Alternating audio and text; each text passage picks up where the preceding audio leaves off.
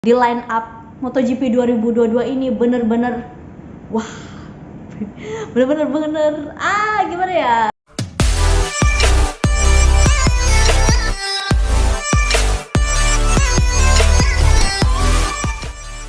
Halo guys, welcome back to channel Morris 10969. Balik lagi sama gua Safety di channelnya Morris. Dan gue bener-bener kangen banget sama kalian semua karena udah beberapa minggu ini kita nggak update ya. Gue menyapa kalian kali ini di konten video yang gue buat sendiri, alias minjem akunnya Morris untuk membagikan informasi kepada kalian semua. Ini berhubung udah mau akhir pekan ya, dan kalau mau akhir pekan itu gue selalu banget inget sama tayangan favorit gue sejak dulu, yaitu MotoGP. Seperti yang kita tahu, MotoGP musim 2021 tinggal menyisakan beberapa seri lagi sebelum akhirnya final race di sirkuit Valencia, Spanyol.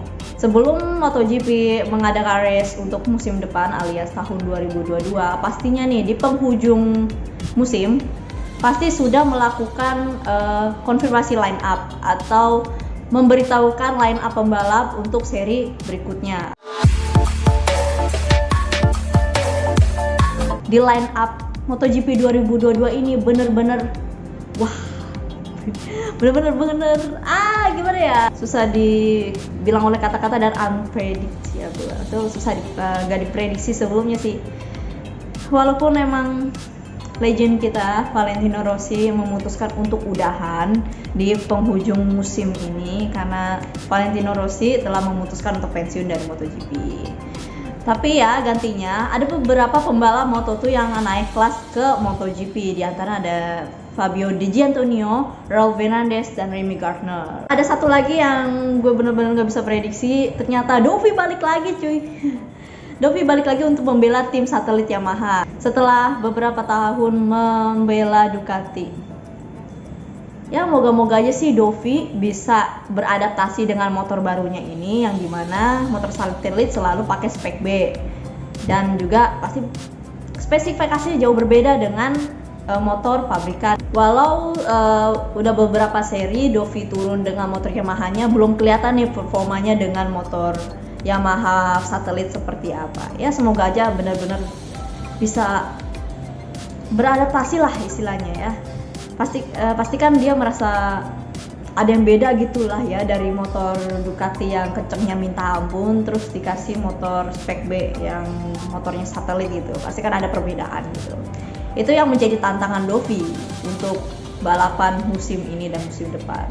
Oke guys, ngomongin line up MotoGP untuk 2022, kali ini gue akan membacakan siapa aja sih pembalap dan tim pabrikan apa aja yang mereka ikuti gitu. Misalkan dari pabrikan ini pembalapnya ada ini gitu. Ini dia bocorannya. Oke. Ini wajah-wajah para pembalap yang akan berlaga di musim 2022 guys. Dan kita bacakan satu persatu ya. Dimulai dari Aprilia dulu. Oke. Ini ya guys, for your information, kalau Aprilia untuk saat ini masih menyandang sebagai satelit, tapi di musim depan atau 2022 sudah sah menjadi pabrikan. Dan pembalap di Aprilia diisi oleh Alex Espargaro dan Maverick Viñales ya.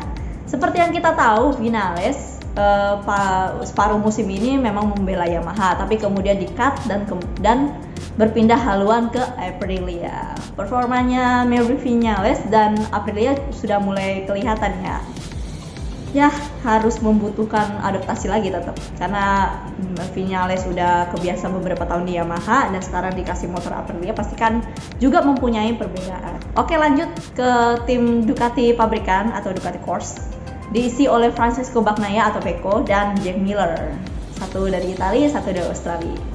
Entah kenapa ya, tiap kali gua melihat bendera Australia berpaduan dengan Ducati selalu ya Casey Stoner yang gue pikirin. Untuk Francesco Bagnaia atau Pecco bener-bener deh kelihatan banget improvisasinya, kelihatan banget performanya dengan motor pabrikan Ducati itu. Seperti yang kita lihat, Francesco Bagnaia udah menyabet podium pertama di 2 seri belakangan dan juga menyabet podium keberapa gitu ya sebelumnya. Gila, muridnya Abah keren.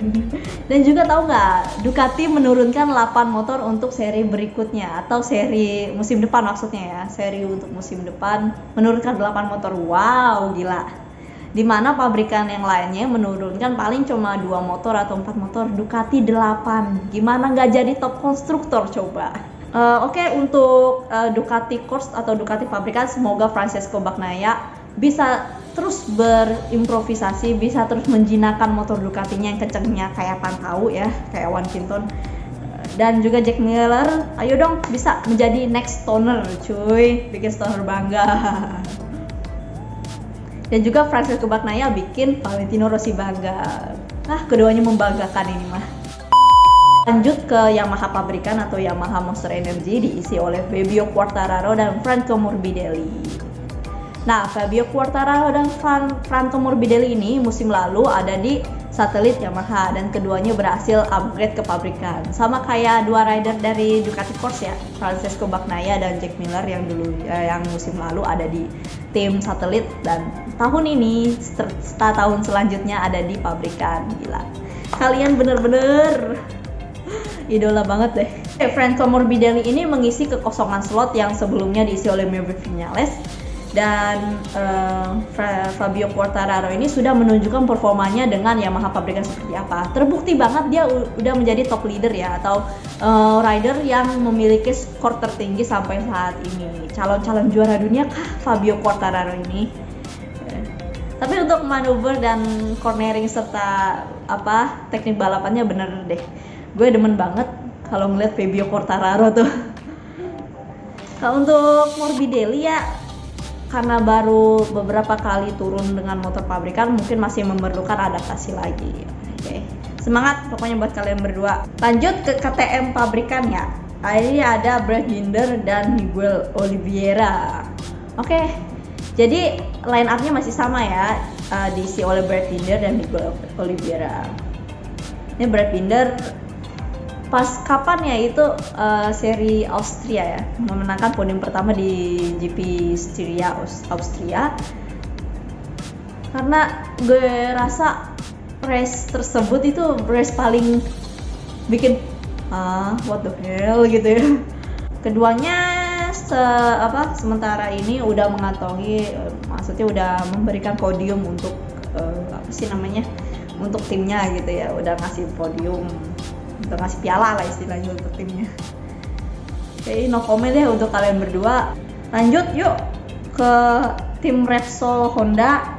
Nih tetap ada abang-abang legenda kita. Marc Marquez masih perpanjang kontrak untuk Repsol Honda ditemani oleh Pol Espargaro. Oke. Akhirnya Marc Marquez musim ini kembali lagi ya setelah beberapa bulan sebelumnya cedera lengan. Tapi benar-benar deh sejauh ini udah menghasilkan performa terbaiknya, di mana dia meraih podium 1 untuk GP Sachsenring Jerman dan podium kedua untuk pas itu tuh GP apa yang dia berduel sama Bagnaia gitu.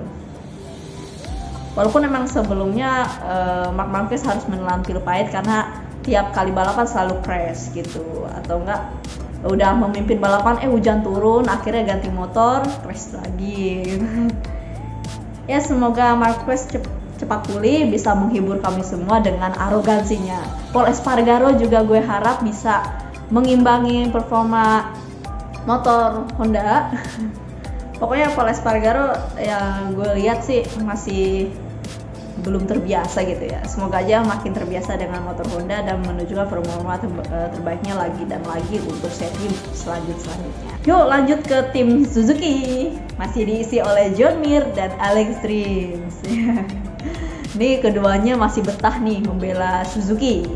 John Mir sekarang ini udah posisi ketiga ya untuk poin tertinggi rider top leader, posisi ketiga. Dan Alex Rins, kenapa sih musim ini kebanyakan crash? Untuk Suzuki sih John Mir yang kebanyakan memimpin ya, selalu finish di 10 besar atau 5 besar lah bisa dia mengejar. Walaupun dari posisi start posisi di bawah 5, dia tiba-tiba bisa finish di posisi awal gitu ya. Moga-moga aja Suzuki juga memperbaiki performa motornya agar ridernya bisa was-was lagi ya. Lanjut. Oke, ada Aramco VR46 yang belum diisi oleh satu pembalap pun. Ya, kalau untuk ini kan timnya Rossi ya, palingan gak jauh-jauh sama Luca Marini sih. Pasti Luca Marini join ke tim ini. Tapi yang satunya lagi gue belum bisa prediksi nih siapa aja atau siapa yang akan menjadi tandemnya Marini di klub ini. Untuk saat ini masih kosong dan juga Marini belum fix kan. Jadi ya ada yang minat. Untuk Aramco VR46 ini menggunakan motor Ducati juga dan bisa dibilang satelitnya Ducati sih. Aduh, Ducati kebanyakan satelit ya. Untuk prediksi kalian siapa nih yang akan mengisi slot Aramco 46? Ataukah Luca Marini dengan Marco Bezzecchi atau Luca Marini balik lagi nih ke Moto2? Oke, ditunggu ya Aramco 46 siapa aja pembalap yang menjadi siapa pembalap yang bergabung ke tim kalian. Oke. Lanjut. Next ada Gresini Racing. Ini diisi oleh Enea Bastianini dan Fabio De Gianantonio, dua Italian. Enea Bastianini untuk musim ini menjadi tandemnya Marini ya di satelit Ducati yang ketiga. Dan Enea Bastianini bener-bener deh, balapan kemarin dia berhasil finish di posisi ketiga dengan motor Ducati spek B-nya gitu, Desmo DCC 19. Dia membuktikan kalau motor tua no problem. Untuk Gresini Racing ini dikabarkan akan menggunakan motor Ducati sama seperti Aramco 46 dan ya itu aja motor Ducati udah 4, ditambah lagi Ducati pabrikan dan Ducati Pramax. Jadi total 8 motor Ducati. Lanjut ada LCR tim Honda. Ini adalah satelitnya motor Honda ya. Masih diisi oleh Takaki Nakagami, pembalap asal Jepang, dan adiknya Marc Marquez, Alex Marquez. Untuk Alex Marquez, belum nunjukin performa terbaiknya, I feel ya. Karena masih startnya selalu posisi buncit, kadang juga crash gitu ya. Untuk Takaki Nakagami cukup lah. Dia selama ini yang gue lihat selalu finish gak jauh-jauh tuh dari 15 besar. Lanjut ada Yamaha Satelit yang dimana tahun depan diganti namanya menjadi RNF Yamaha gitu ya. Soalnya Petronas kan udah cabut nih jadi sponsor, so diganti namanya. Ini diisi oleh Dovizioso dan satu lagi belum diketahui siapa. Yap, Dovizioso yang sebelumnya putus kontrak dengan Ducati atau memutuskan kontrak dengan Ducati, tidak melanjutkan kontrak dengan Ducati, melanjutkan diri untuk membela Yamaha Satelit ya.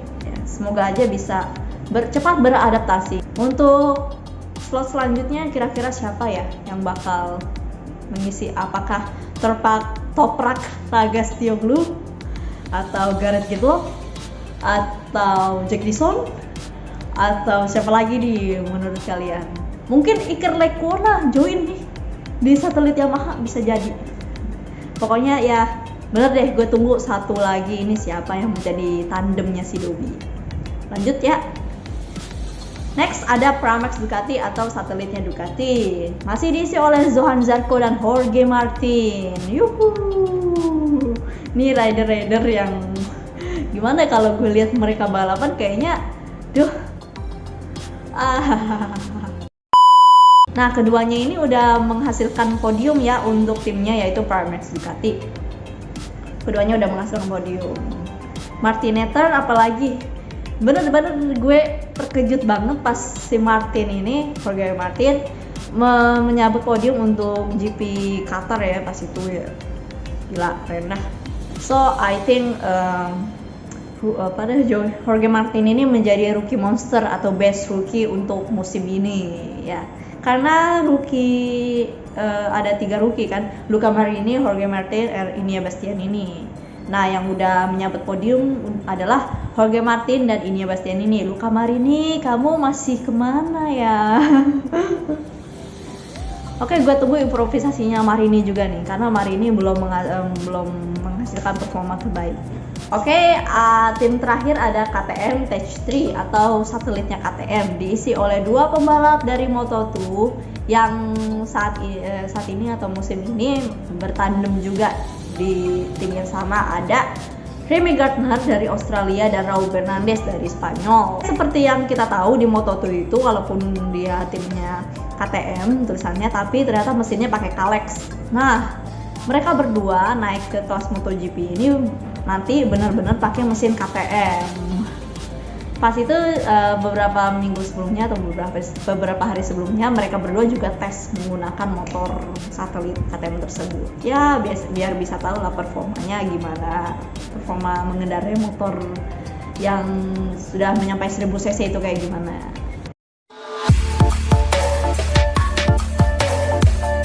Oke, itu dia tadi line up MotoGP ya, dimana ada 3 rookie atau 3 pembalap baru yang berasal dari Moto2 lalu naik ke MotoGP, dan ada 3 slot kosong yang belum diketahui siapa yang akan mengisi, masih simpang siur nih.